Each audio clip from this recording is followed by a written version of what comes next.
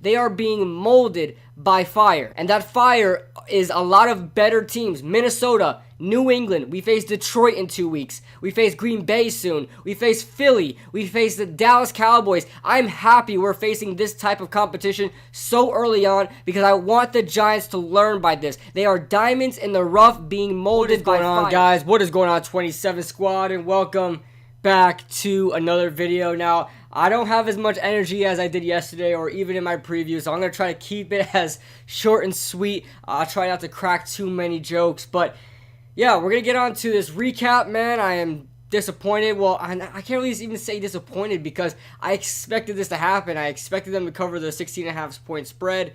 The Patriots, rather, to cover the 16.5 point spread, and I knew it was going to be a blowout, but boy, was I excited about the defense. Now, I titled this video, Diamonds in the Rough, because you could see the potential of this New York Giants team. Now, we haven't yet to put together a full game yet where we actually play, great on all sides of the football, right? The offense hasn't played well in the past couple of weeks, but the defense so far in the past 2 weeks, they've been showing a lot of fight and a lot of passion and fight and grit. A lot of that in the defense, but not so much the offense. And then before that, it was all offense and no defense. So I'll be completely honest, I'm really, really excited about the defense. I didn't think I was gonna say that all year long compared to what we saw at Dallas, what we saw at Buffalo. I really had lost faith in the defense, and I didn't think that they were going to get any better. But Lorenzo Carter is starting to step up. He played really well. He had a strip sack in last game. Marcus Golden is consistently just a really good player.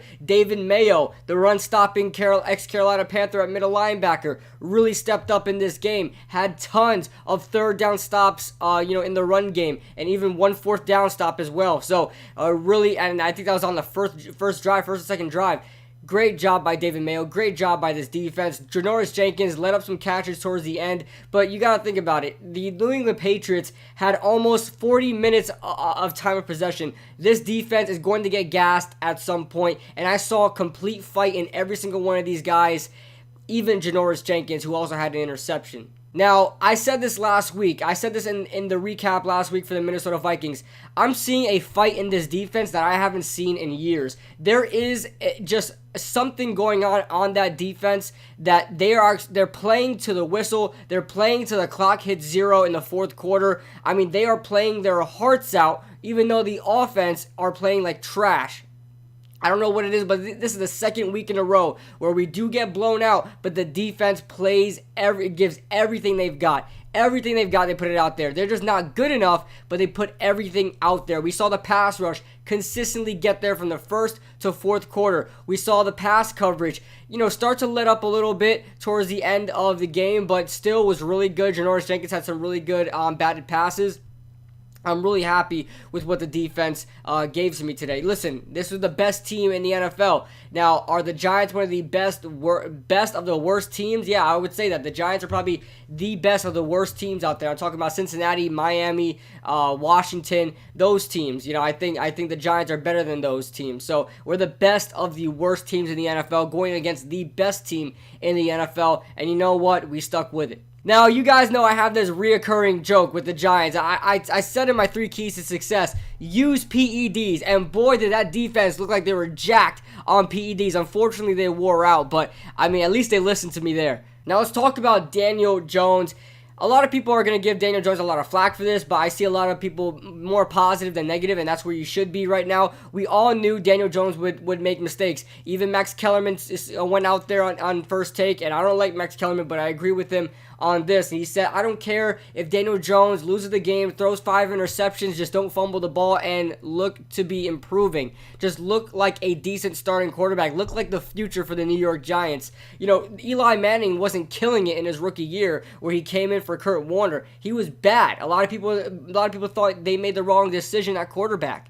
Okay, it's going to happen. He's a rookie. He's going against the best defense in the NFL, looking to shatter multiple defensive records this year, the New England Patriots defense is. So, the fact that Daniel Jones was able to make some tight throws, threading the needle. I mean, in consecutive throws. I mean, there were some throws where I was mind blown at how he even completed that and why he even made that read. Okay, but of course there were throws where I was like, "What are you doing, Daniel Jones?" All of his interceptions were pretty bad. You've got Rhett Ellison matched up on Stephon Gilmore twice. Golden Tate on Stephon Gilmore. The first interception was a little bit behind Golden Tate. Not a good thrown ball. It was spiraled at least. I mean, it was a tight spiral, but it was behind Golden Tate on a post route. You cannot miss. You cannot go behind a receiver on the post route because odds are the cornerback is trailing behind him and inside on the inside of him. So not a good read on the post route there. That was popped up and intercepted by John Simon. And then you had the interception by Stephon Gilmore was not a good interception as well. He thought it was man coverage. It wound up being cover 3. And a lot of people said that. A lot of people were saying that he struggled. I have to go back on film and really distinguish where he succeeds at and where he fails at. I haven't really looked into that. I should have actually. How well he succeeds versus zone then man defense. It appears that man defense he knows what he's doing because man defense is pretty straightforward. There's no disguising there. But with zone defense, he's having a little bit of time, adjusting to, which can be fixed. No doubt in my mind, it could be fixed. That interception was bad. And then he had the interception where he tried to throw the ball out of bounds, but his hand was held. I didn't think at first with the naked eye, live, I didn't think his hand was held. I thought, oh my God, Daniel Jones, did you just try to throw it away and you just threw it right to the defender's hands? Nobody was in the vicinity. He was trying to throw the ball away, but his hand was, grabbed up and almost stripped.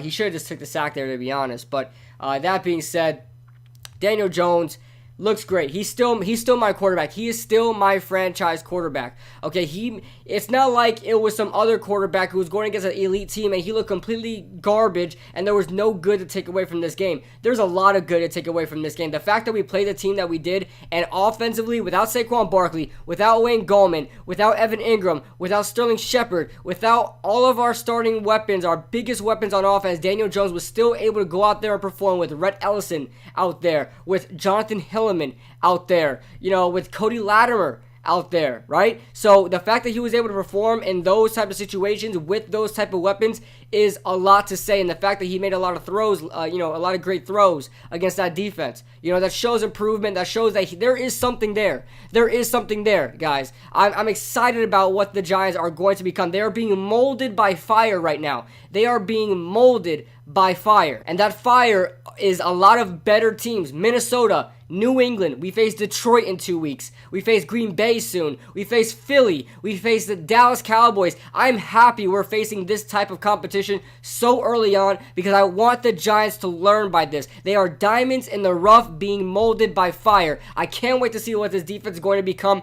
towards the end of the season if they keep learning from their mistakes against these good teams, because if you could play well against the Patriots, you could play well against anybody. Okay, and I'll say one thing. The Patriots looked really lazy out there. They looked lazy in the first 2 quarters. I mean, Tom Brady, his interception against Janoris Jenkins should not have happened whatsoever. Julian Edelman ran right up the seam, completely wide open. Janoris Jenkins didn't see it till the ball was thrown, and Janoris Jenkins was at the right place at the right time. Good thing he didn't move and go to Julian Edelman because that ball would have been incomplete, but he was at the right place at the right time. Tom Brady very lazily threw that ball inaccurately against, with a wide open Julian Edelman. Julian Edelman was also lazy not to, go find that ball, go receive that ball. Instead, he just walked around like, oh wow, that ball just flew right by me. So Julian Edelman, Tom Brady, very lazy in the first half. Just overall, the Patriots looked lazy in the first half, but they picked it up in the second half for sure. And the Giants tried to take advantage as much as they could. Man, I'm really liking what I'm seeing, man. I'm really liking what I'm seeing for these young players. I'm excited to see what we're gonna get in the future. But that being said, the Giants did sign a new running back, Javorius Buck Allen, out of USC. I said Minnesota in my other video. In the video, I announced him getting signed because I was getting him mixed up with David Cobb. They were in the same draft class. I don't know why the picture that came in, maybe because USC and Minnesota wear the same colors or around the same colors. I kind of when I looked in my head, Javorius Allen, I thought of him in that maroon and yellow, whatever. It doesn't even matter. But yeah, guys, I'm excited to see what we're gonna get next week against Arizona, we should play a lot better. The fact that we played the Patriots as well as we did with no weapons, we should be getting Saquon back next week. We might be getting Evan Ingram back next week. Sterling Shepard, not likely. We might be getting Tay Davis as well. Who else are we getting next week? We might be getting Wayne Gallman, possibly. But, our weapons should be coming back next week. Hopefully these guys are healthy. Josiah Tauefa, I don't think played either. Maybe he'll come back as well. But we'll see what's going to happen, guys. Let me know your thoughts in the comment section below. Leave a like if you guys enjoyed. Subscribe if you guys are new. And I'll see you guys in the next video.